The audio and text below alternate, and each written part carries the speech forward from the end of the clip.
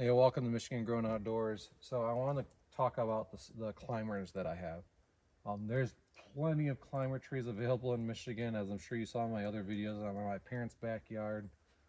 I'm gonna say just an hour before I was making these videos, there was a buck chasing a doe on that back hill back there, and it was really cool to see. I've seen bucks come through here very rarely. We always get lots of does coming through, eating grass, eating the myrtle, all that kind of stuff. So jump in about these stands. You didn't hear me to talk about the glory and the beauty of Michigan, right? God's country is what I call it. But you want to hear about these stands, the climbers. I have the Summit and I have the Crossover. These are my two workhorses that I do 90% of my sits in. As a crossbow hunter, the majority of those sits are going to be in the Summit. It's not hard for me to carry the Summit a couple, 600, 700, 800 yards into the woods and sit and hunt out of it, up and down through ridges, stuff like that. Like, I'll work up a sweat, but it's really not backbreaking. And that would be for if I'm doing long all day sits and I'm anticipating to be there for hours and hours, right? I feel safe enough in this that I've taken naps. I don't recommend it. You should always be awake in a stand in case you're a sleepwalker or something. But there's plenty of times I've dozed off in a Summit stand before. And then I have my Crossover. Great little stand. This is $1,000. I think when I bought this was $250, $300, $350. So I mean, huge price difference, but the weight savings of this, when I'm going really far back and I have ridges I got to go up and down and all around and all that crazy stuff, and I got to walk trails that you can't drive down because there are no motorized vehicles down them, and I'm going down hiking trails and stuff to get the spots. This stand right here is my workhorse for that, and it is a lifesaver. It's worth the pennies for the weight savings. You hardly feel it when it's on your back. It's great. I really like this stand for those options. I use rope.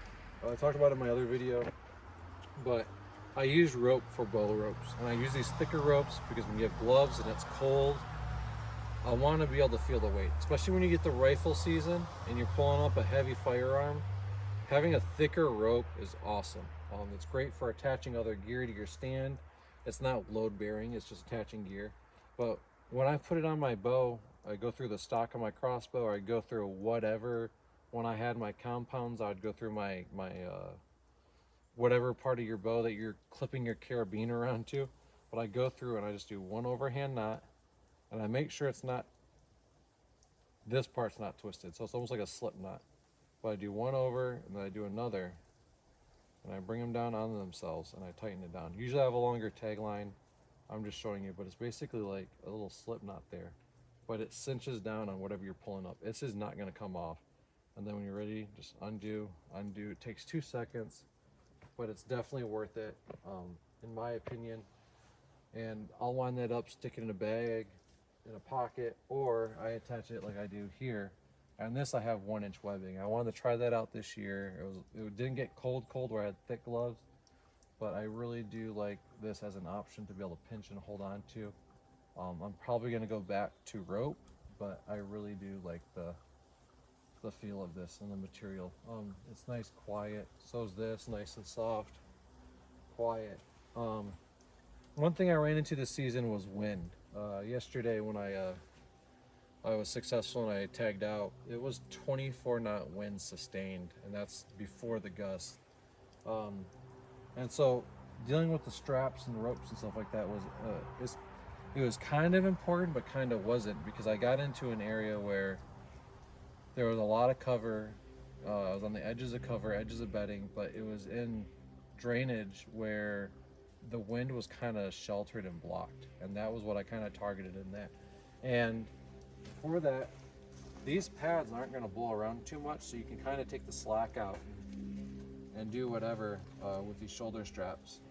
But I really do enjoy these Lone Wolf carrying packs. They're super padded and comfortable.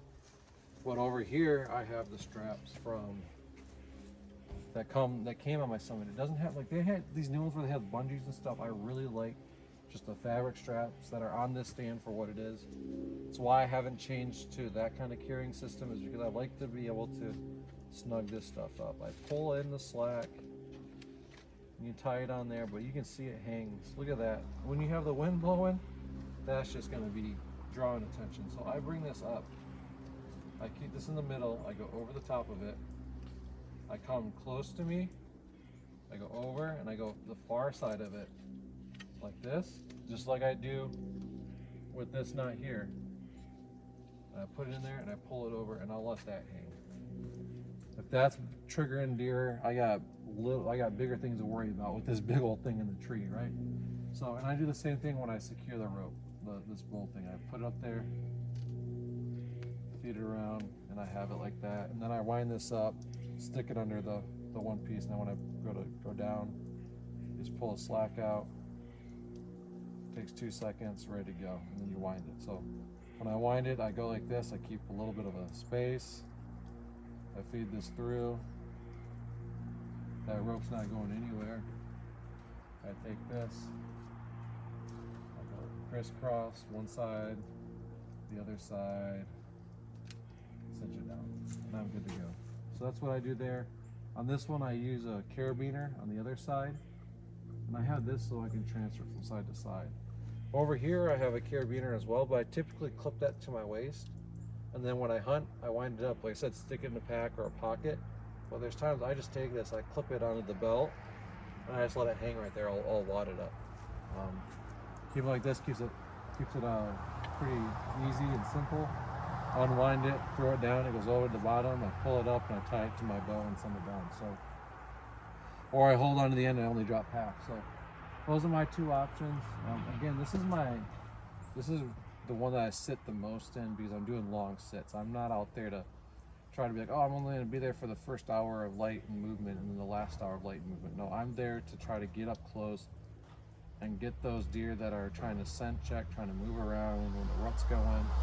You know, if you're sitting in a saddle or those features, that's great and all, but I mean, I do long sits and I do them, and I try to get in early. Even if it's going to be the last movement of hour of light, I want to be in there hours before that, just in case something comes through early.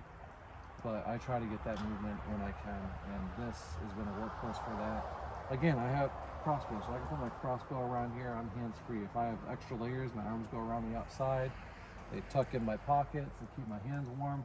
Well, this is wide enough, and this is just the normal summit that I can sit there and slide my arms in and have them in my pockets, tucked nice and in.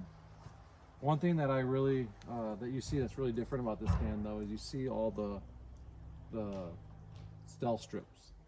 Basically, 99.9% of this thing is stealth strip. Where I put my feet aren't, that's fine. I replaced the hardware on here. On these little steps, they had the same thing with wing nuts. I replaced them with stainless. I like the wing nuts so you can adjust, but I replaced them with stainless. They had the wing nuts on the inside, which I didn't like because it would rub on the bungee here. The wing nut on mine I put to the outside because it doesn't fit in their grooves. It's fine with me. I'm happy with it. It does the job. But that's how I run that. But the stealth strips on here are the key thing to me. Boots don't make a noise when they rub on this. Nothing makes a noise. And when I show you my video of when I pack and unpack this, that's the biggest difference. Is I can get in close to these deer.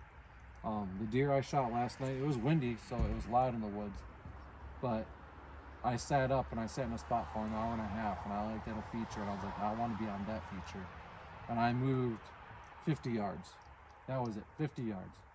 And set up and got in, and right after I set up, within 10 minutes, that buck came in. So being quiet and stealthy with these things is my main option. If you have pads on here, I mean, and you like them, that's great for you. It makes noise when it rubs on the fabric to me. That's what I was having issues with. I didn't like them at all.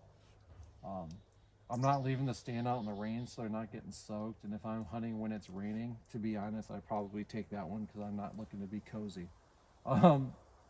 But that's just me. But when it's nice and dry out, it's cold, it's whatever, and I'm going for long sits, I'm going in early, and I gotta sit an hour or so just before the sun even comes up, I'm taking this to be nice and cozy and get those mornings in there nice. So the next video I'll do on these, I'll show you how I pack everything up and how I do that, why I do it in my system for it. Hopefully you like it. If you got any questions, put them down below. If you want to argue, great. If you want to make fun of me for hunting out of a crossbow, that's great too. or hunting with a crossbow, out of a crossbow, whatever, cross gun, whatever you want to call it. Yeah, so good luck to you. Got any questions, post them below, and I'll be hanging around. So we'll see you later.